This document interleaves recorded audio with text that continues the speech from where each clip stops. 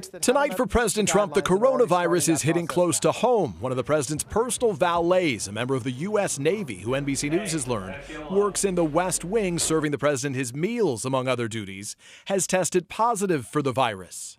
I've had very little personal contact with this gentleman.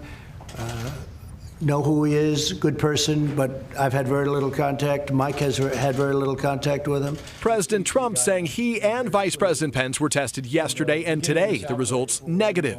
Did it spook you? I mean, it can be scary for some people. It's a little bit strange, but it's one of those things. A person close to the White House says President Trump was, quote, lava-level mad at his staff when he learned the valet tested positive, saying he does not believe they're doing all they can to protect him.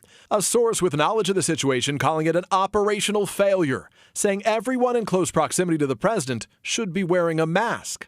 And while a White House official says the valets do not wear masks, the president said otherwise. Your personal valet was wearing a mask in your interaction with him? They do. They wear masks, yeah. A lot of people in the White House wear masks. It comes as the Trump administration is rejecting expanded guidelines drafted by the CDC offering detailed advice to states about how and when to reopen public places like schools, churches, and restaurants. Public health experts are warning against shrinking the CDC's role. CDC has always taken the lead, and to shunt them aside in the biggest crisis in more than 100 years, it's very dangerous. But the White House says it's asking for revisions to the guidelines, calling them overly specific, saying guidance in rural Tennessee should not be the same guidance for urban New York City.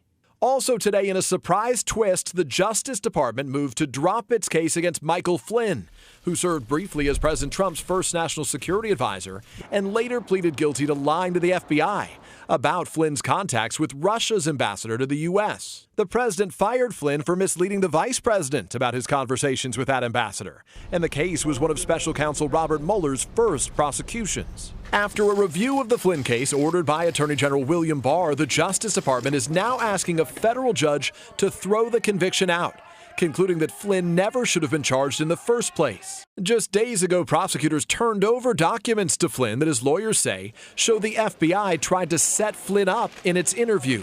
In a court filing, the government says Flynn's statements were not material or central to any investigation that the FBI was conducting. The president had been considering a pardon for Flynn, and tonight welcomed the news. He was an innocent man. He is a great gentleman. He was targeted by the Obama administration, and he was targeted in order to try and take down a president. But late tonight, former FBI Deputy Director Andrew McCabe blasted the decision, saying it has nothing to do with the facts or the law, calling it pure politics designed to please the president. Hey, NBC News fans, thanks for checking out our YouTube channel. Subscribe by clicking on that button down here, and click on any of the videos over here to watch the latest interviews, show highlights, and digital exclusives. Thanks for watching.